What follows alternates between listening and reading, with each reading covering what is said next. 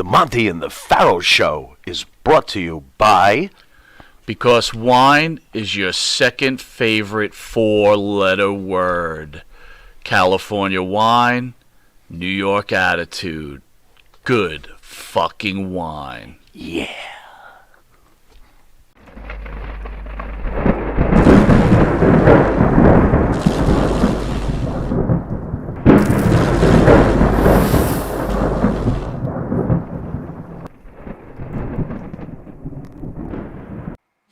I mean, that's some great points. And like I said, I don't think this thing is dead, right? As this Billy Jack Haynes thing unveils, right? Whether he gets prosecuted and finishes out his life in jail, or they put him in some kind of psych ward, I have no idea. But I actually think there'll be a story about it.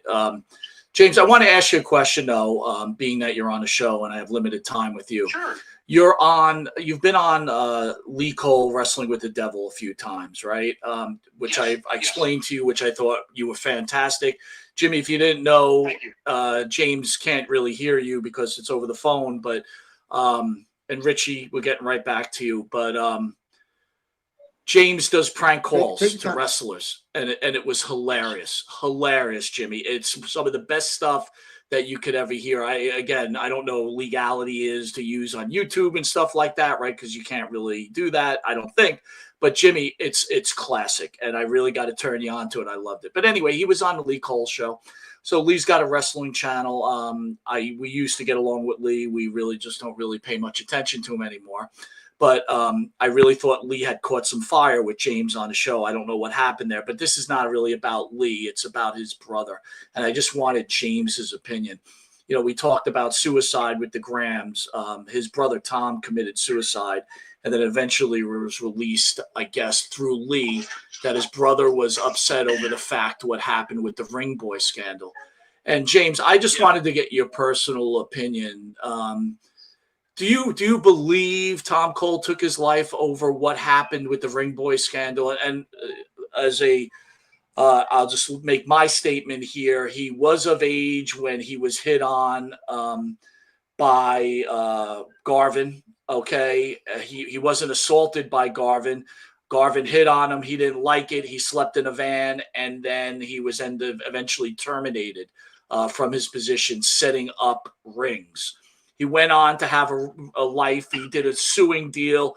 Linda McMahon, these are all facts. Linda McMahon paid for his college. He dropped out, so Linda fired him. He goes on with his life, and then he eventually takes his life when it's already known that he had brain cancer. Again, you can see where I'm going with this. But again, James, you answer it any which way you feel. Number one, do you believe in what Lee Cole is trying to do? And do you think Tom Cole actually took his life because of what happened with the Ring Boy scandal? Let's go one a little further.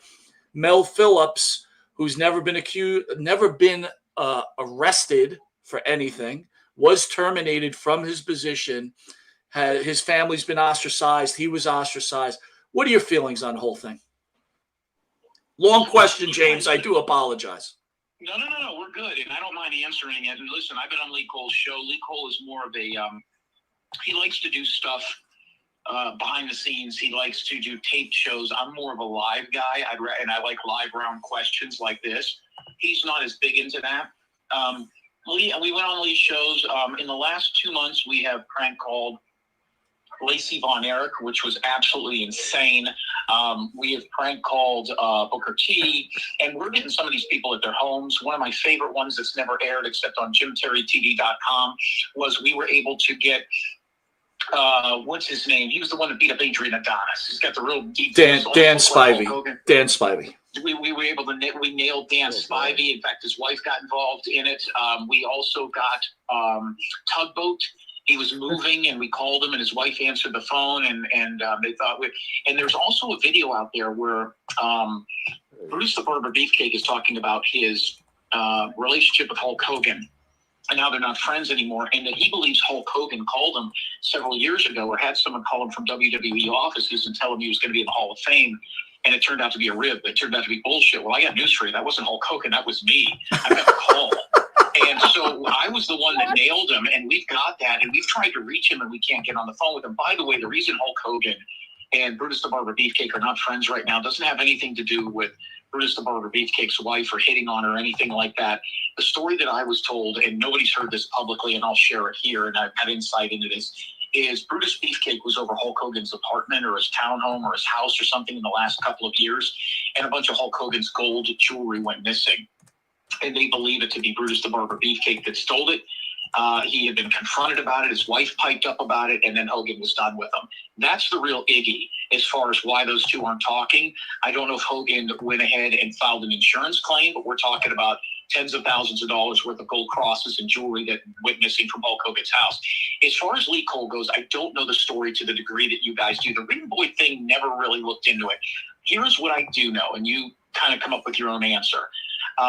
Lee Cole's family and Lee Cole as a child, as long with his brother and his family, from what I've heard, and I only was introduced to Lee Cole through Angel Gotti, not through wrestling. It was through Angel Gotti. I had no idea who Lee Cole was or his channel.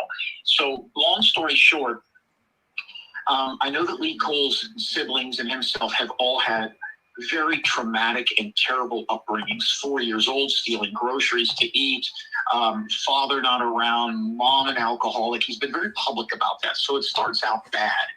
Then he gets into the WWE, and let's be very honest, guys. If it was any other industry, I would probably unequivocally say Lee Cole's full of shit. They're looking for money and all this. But do I need to list, or you guys list, all the people that have a similar fucking story?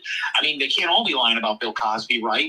So I think you put his childhood, which puts him into that situation. You add the fact that he had the brain cancer in his childhood and everything else. I think, was it 100% of the reason? No. In my estimation, in my view, was it a contributing factor? 100%. 100%, because we know that those people, with the exception of the one guy, have all had similar stories and weird stuff come out. And let me tell you something. The Linda McMahon buying college tuition, by the way, it was a junior college. Okay. So it wasn't like she was sending them to fucking Harvard. It was like $900 a semester. No dorms, no nothing. Still a good thing. You don't do that if you're innocent. How many times do we see women accuse Ben Roethlisberger? You don't see him paying for her college tuition. That makes you look guilty. So I think that was a great ploy. And what is she involved in now? Education. So I think it was a contributing factor. Was it 100%? Probably not, in my opinion. But I don't know the story as well as you guys do. That would be my estimation on that. Also, I will tell you, if you want to hear it before you let me go, I don't know if you got somebody waiting in the wings if I filled in the gaps. Well,